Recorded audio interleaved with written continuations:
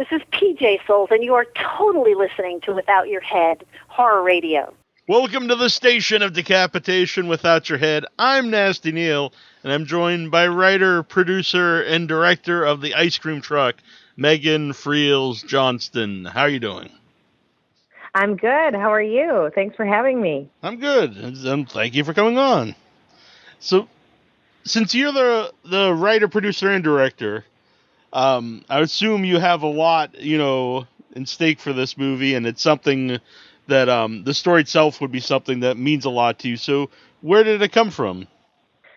I was a producer for a long time, but I more recently became a filmmaker. This is my second film, and I just felt like there was a point of view missing in the genre kind of marketplace, and I hadn't really seen a lot of films told from the point of view of a mid-30s girl. I feel like horror films, like you're either a mother or you're 20-something hot chick, or you're a guy, and I wanted to kind of give a horror story from a point of view of something that I could relate to and about things that I find scary. So that was how it kind of started. Yeah. So do you find ice cream men scary? I find any trucks driving around your street giving out food without any form of permit or rating or license to children, I do find that scary. And I lived in an area of Los Angeles that had 1 million ice cream trucks, and it was fascinating to me. And they would give out real ice cream cones. Like, it wasn't like they were packaged goods. They had even banana splits, which I just thought was hilarious. And it just seemed so old-fashioned, too. So the story kind of developed from there. Yeah, because I grew up with when I say I was just say I grew up with an ice cream man, that sounds weird, but an ice cream man in the neighborhood, and it was always, stuff that was packaged. And I still see him once in a while, and even though I knew him, and he still calls me Sport, even though I'm 40 now, and so I can kind of relate to the creepy ice cream man. Yeah, that's awesome. And when I grew up, it was like chocolate eclairs and Nestle Crunch ice cream bars. Right. That's why the ones in my neighborhood, I was like, really?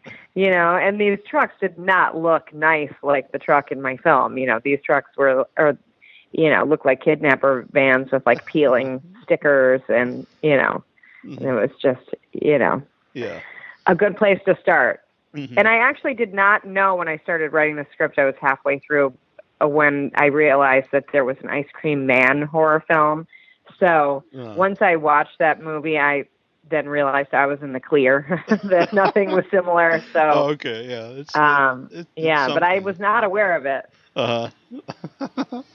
It's a lot different. It's, I'm sure some people like it, but, I own it now. I mean, it's you hilarious. do? Right. It's got some great, it is exactly what it is. It wasn't what I was doing, but, they had the right idea in the sense that ice cream men are creepy, and everyone kind of feels that way, especially old-fashioned seeming ones, So, and plus it takes place in the suburbs, so it's kind of like a lot of stuff that would be typical to everybody. But there's pretty much everyone in the movie, they've got something underneath, either kind of shady or something going on. And absolutely.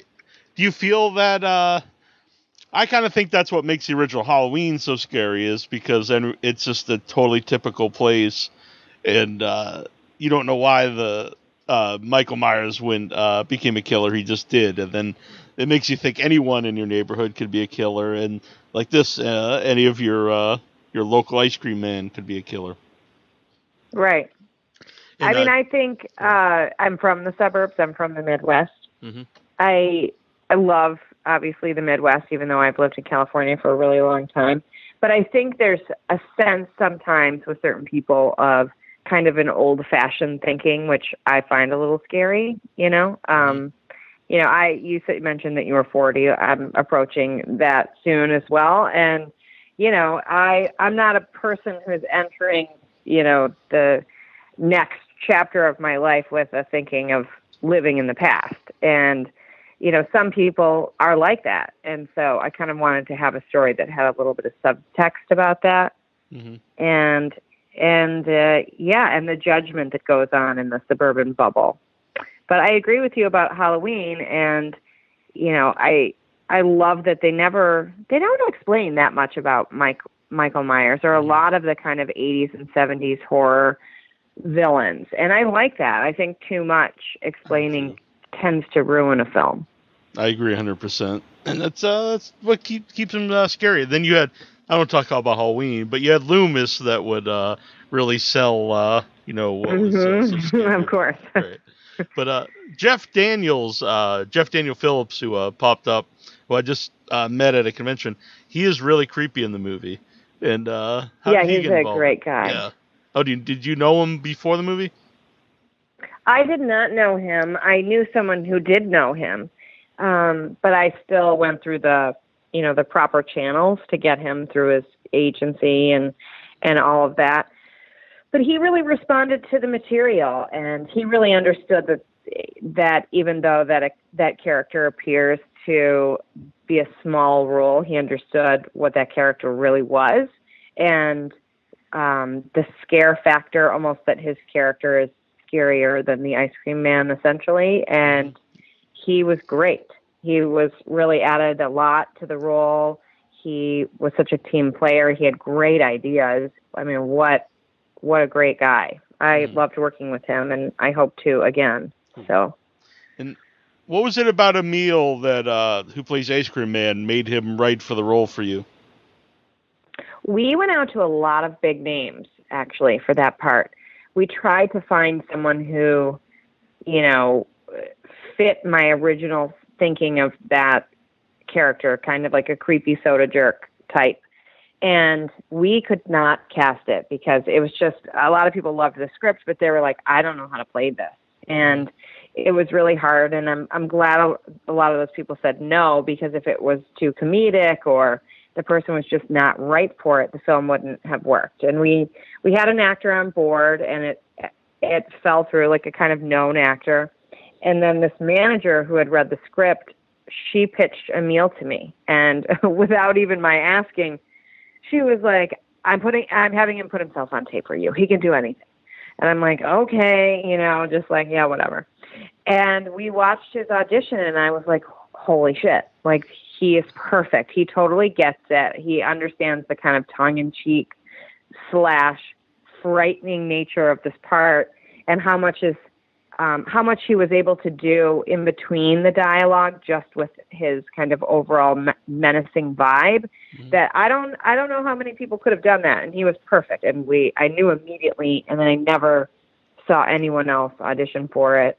Mm-hmm. It was a done deal. Yeah, you mentioned about someone maybe would do a too comedic performance of the role. When you too hokey.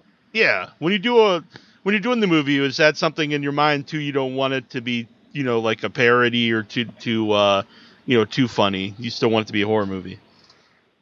Yeah, and it's hard to mix genres. So, there's a fine line in terms of whether or not, if the wrong ice cream man was in that part, or if it was too silly, I feel like it would have undermined the film, or it would have ruined it, and then that kind of thick layer of tension wouldn't be there anymore. Mm-hmm.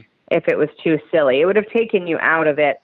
And there's some elements of camp, but I try to stay very strictly under the camp line, where it doesn't cross into that, but it has, some comedic stuff. Mm-hmm. So yeah, Emil nailed it. Yeah. You mentioned like the tension, and I know our reviewer Jason on the website mentioned the pacing of the movie. Was there ever anybody pushed to have like more kills in the movie to make like every so many minutes you have to have someone get killed instead of telling the story you wanted to tell? I knew. Most everyone loved the script. There were some financiers who were like, obviously wanted it to be more kills, more action, and that kind of thing. We never really compromised the vision. I was always just like, I like it the way that it is. I always knew too, going into this, when it was out in the world that there would be people that are like, this is the worst because there's not enough murder, you know. But like for me, I'm like, there's, I think 4, right? 5, like that's a decent amount, Sure. you know. But you know, I find the elements that are quietly scary just as scary as blood. So I didn't want to kind of cheapen it by forcing things that weren't organic in the story. Mm-hmm. You know? No, definitely. I think it totally works. I personally like that too. I'm not someone who needs nonstop deaths in the movie to enjoy it. Right. I mean, I'm a big fan of Rosemary's Baby. Yes. I love Polanski and like Repulsion. I love David Lynch. I love Hitchcock. And there's not a ton of blood and guts in those films. And those are the types of films that I respond to. The only influence I have that does have a lot of murder would probably be Dario Argento, but it's done again in such a tasteful, artistic way. It's not done just for the sake of doing it or being gratuitous. Mm-hmm. Now, mention how you got Emil involved. What was it about Deanna Russo that made her write for the star of the movie? Well, Deanna and I have actually been acquaintances for a long time, and I sent her the script kind of saying, oh, hey, would you give me some notes on the script? I didn't want to kind of ask her outright, but I thought she would be great for it right away. And she loved it. And she was like, I'd love to do this if you're interested in me. And I was like, oh, really? Oh, okay. And I was totally, playing not hard to get, but trying to not seem like I really wanted her for it. And she was great, and she understood it, and she knew there weren't a lot of parts like this for someone of her age, and she just jumped to the chance, and I think she's amazing in it. Definitely. You mentioned again about the age range there. Do you see yourself in any of the characters in the movie? Well, obviously Mary. Yeah. Yeah, it's my point of view. I'm not exactly Mary, but there are a lot of themes and things about her character that are things that I relate to. Mm-hmm. Yeah, I guess if you told me you saw yourself in the delivery man or the ice cream man, I would. You'd think I was strange. I mean, obviously, I do think maybe the dialogue that comes from the ice cream man is not me, but it's clearly my voice and my a little bit of me comes out in that. Yeah. Now, I don't know if this is intentional or not, but when I'm watching the movie, it is someone of a different age, and it's kind of like you said, it's between the mom and being a teen. But usually slashers are with the teens, and they start to get killed when they have sex and start smoking pot.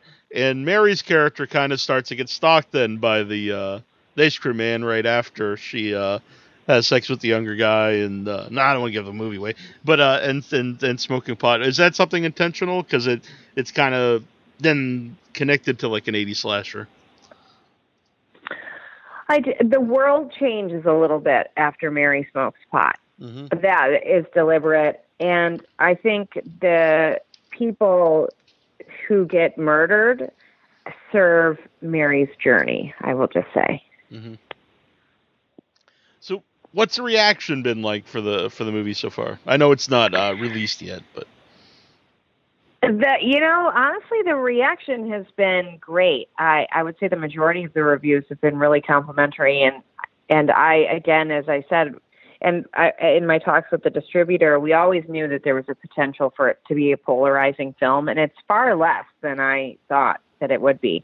People are seeming to really appreciate it and the nostalgia, and are liking how it reminds them of the films that they loved in the 70s and 80s, which is a huge compliment. Mm-hmm. I'm thrilled. So I read a lot of the reviews, and I'll read all of them. So yeah, I've been very pleased. Mm-hmm. Have you seen it with an audience? Did it do any festivals or anything? I saw, we're going to miss a lot of the horror festivals because it comes out in the summer, but I watched it with the cast and crew at a screening, and it was really positive. And then we're going to have a premiere on August 17th before it has its theatrical run. So that'll be fun. Yeah, people, I think it's a lot funnier than maybe I had anticipated. I knew it was funny, but, the actor's portrayal is so great that they really deliver those lines in a fun way, and I'm happy that people think it's so fun. Are you looking forward to? I assume you're looking forward to seeing it with an audience, but is that what's that experience like? Do you think, to watch the movie with an audience, since it's your movie? It's fun. I mean, I've seen the film so many times at this point that I get a little picky when I watch it, but it's great to watch with an audience. It's your baby. It's just like revealing any sort of thing that you've worked on for a long time to someone. It's a special moment, and I definitely look forward to it.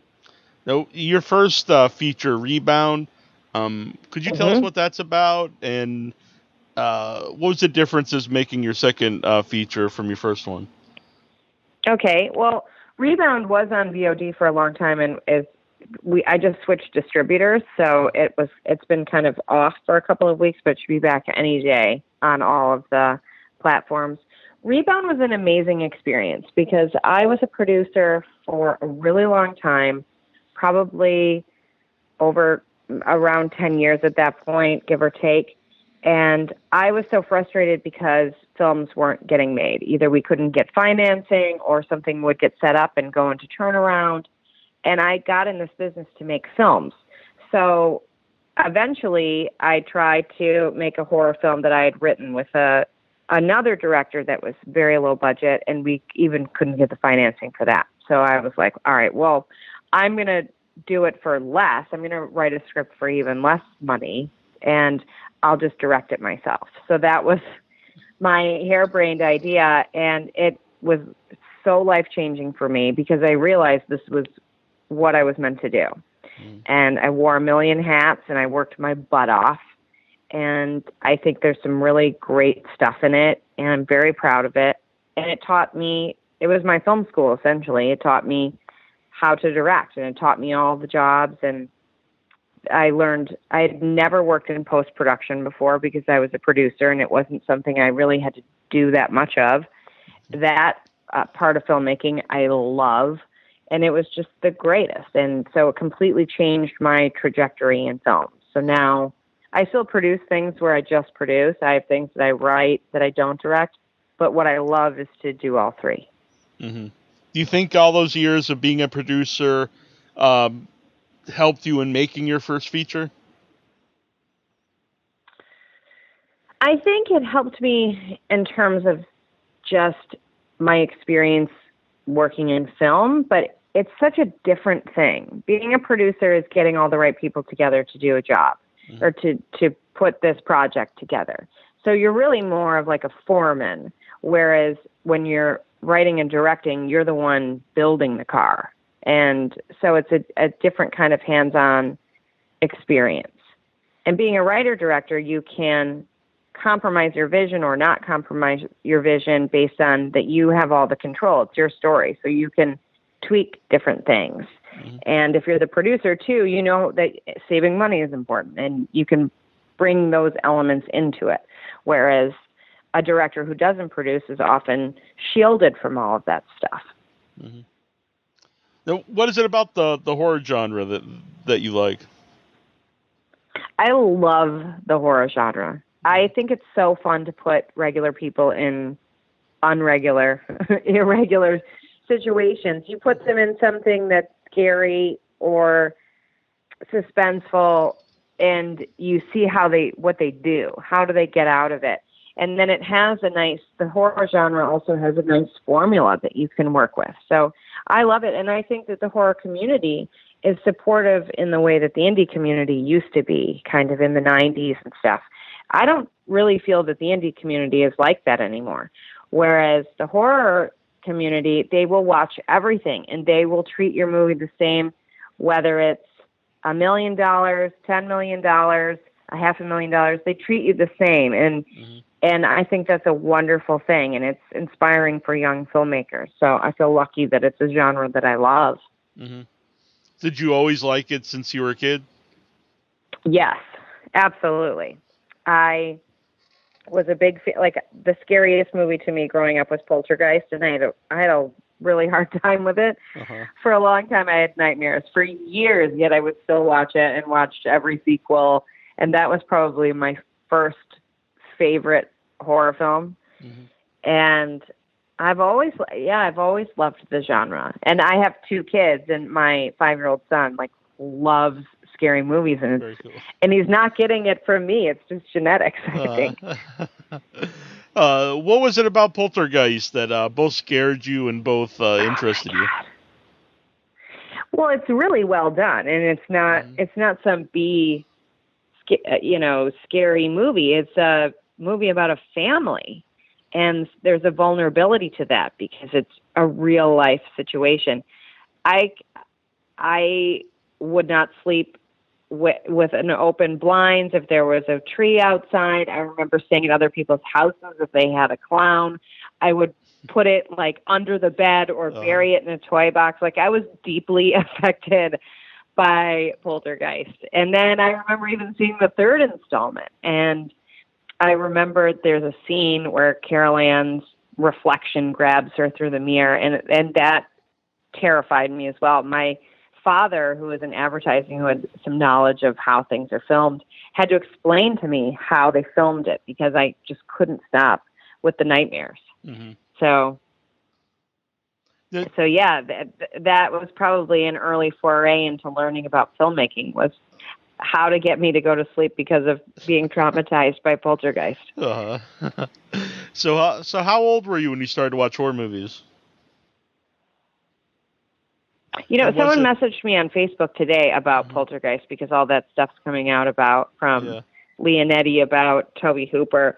And she said I was talking about it, I think, elementary school, I would say. Maybe 5th grade or so. Yeah. I'm not sure how old that, 4th or 5th grade, I would imagine. Yeah. Well, I was just wondering if there was... So that's pretty young. Yeah, I was just wondering if there was any... if you were allowed to watch R-rated movies. I think that's PG-13, but were you allowed to watch, R-rated movies? Oh, yeah. I had seen, things like Terminator young. I remember loving Commando apparently Arnold Schwarzenegger movies, Commando at a young age, and those were pretty violent. So there was never a limit in terms of what I could watch. And also, my grandfather is Elmore Leonard, so I came from a background of violent stories, so that wasn't taboo. Nope. That's brought up a lot. I see in your bio that the granddaughter of Elmore Leonard. When that's brought up, of course it's cool to be connected to that. But is there any pressure then involved when that's brought up? I don't think there's pressure because I do feel like I think people think it's of note in a trivia way, but everyone's going to judge me on my own merit. And I will say, with regard to being related to someone in Hollywood, nepotism can maybe open a door, but that's about it. It's up to you because it doesn't really change anything. You still have to work your butt off, and it doesn't do favors in the way that you would think. I think people are interested just because I have a pedigree, and truly almost everyone in my family is creative in some respect. I have, my cousin is in a famous band. My uncle is a famous author. It's, I think if you have creative genetics, that's, I hope, what people take from that. Just that part is interesting. What kind of relationship did you have with him? I had a great relationship with him. I started out producing some adaptations of his work. The first thing I did was an adaptation. I produced an adaptation of a short story called Sparks, which Joseph Gordon-Levitt directed, and it starred Carla Gugino and Eric Stoltz, and it was a really fun, artistic short. It was awesome. So, he was very respectful of my interest in the business and saw me work hard, and I was very happy because shortly before he died, he was able to see Rebound. So that was great because then it was like he got to see me creating my own work, Mm-hmm. Did he have any input on it? He didn't because it was already done. Mm-hmm. But I meant more of what was his reaction to the movie. Yeah. What? I meant more like what was his reaction to the movie, or any advice did he give you? The main thing he was like, "You wrote that?" I was like, "Yeah," because it's violent and there's a kid. A large portion of it is a kidnapping, and mm-hmm. so he liked it a lot, and which meant the world. Obviously, he was a great mentor. He very much did what he wanted to creatively without compromising. He never cared what anyone thought of his books. He would write what he wanted to write, and I think that's a good thing for writers to know. Don't try to please everyone. Don't try to write something that fits into some box that you think is successful. Just let it be organic. Mm-hmm. Kind of like the ice cream truck is in a way because there's all different themes in it, and it doesn't. You can't really necessarily compare it to, something else. So you made something you wanted to make. Mm-hmm. And yeah, I love the poster art. Not easy. Yeah. Oh, good. Yeah, the new poster was done by Uncorked. They've been amazing. They're such a great distributor. Do you have any input on that when they do the cover art and the poster art? I had some say, and there's a new poster. There are a couple other posters that will come out, mm-hmm. But that was kind of one thing that I knew I would get some say, but they're the distributor, and as with a studio, the studio is going to really be the one who chooses that. So, and I think they did a great job, and they were very adamant in trying to blend the horror genre elements with the kind of artistic nature of the film. So I'm very pleased with what they came up with. Mm-hmm. Do you have a favorite ice cream? I do. Rocky Road is my favorite. Oh, that makes me think of the Goonies. So that's cool. Does it? Yeah. What's your favorite ice cream? Let's see. I like mint chocolate chip a lot. And I do like vanilla. I know it's kind of a boring answer, but no, I don't think that's boring. My husband likes rum raisin, which I had never heard of and thought was so old-fashioned, so that's why that makes it into the film. That's weird because I had the same reaction when I've heard of rum raisin. It just seems like something from another generation. Yeah, I don't think I've seen from it like the anywhere 50s. Either. Yeah. Because I don't think I've actively. Where does he get rum raisin? Because I don't think I even see it. I have no idea. He's making I have it in no the idea. basement. And when I would ask that, and this was obviously before I wrote the script, I'm like, rum raisin? Like, what the hell is that? So apparently you can find it in the store. I think it's, he's from Midwestern Ohio, so he grew up on, Salisbury steak and rum raisin ice cream. Apparently. Yeah, well, that's fair enough. Did you, did you have a favorite ice cream from the old school ice cream man that would bring the toasted coconut or toasted almond bars and push-up bars and Italian ices and stuff? Probably just a chocolate ice cream bar with the vanilla inside, or a crunch bar. I think that would be it. Mm-hmm. I like the Choco Taco, but Oh, nice. Did you keep any props from the ice cream man? I have a fake head that we used for a scene that you may or may not remember. I have that. I think that's it. How about from Rebound? I'm sure I have other things. What? Anything from Rebound? Anything from your previous movie? Yeah, I know. I'm trying to think. Oh, okay. I'm sure there are some things, and a lot of the furniture pieces or like little things like lamps that are in the ice cream truck came from my house. So some things like that, I will always help with production design and how to have things be cheaper. I'm sure I have things from Rebound, but I'm pretty generous, so I typically give stuff to people. Like whatever you want, you can take. So I know a lot of the actors have kept their wardrobe. Oh, well, that's very cool. Sometimes people come on and say they're not allowed to keep anything, so that's nice of you. Did you? Yeah. What's the best way to follow the Ice Cream Man online and yourself? Our Twitter is Ice Cream Truck 3. I think our Instagram is Ice Cream Truck Movie. The website, I think, is theicecreamtruckmovie.com, and then we have a Facebook page as well. So we're pretty active on social media, so you should absolutely follow us. Definitely.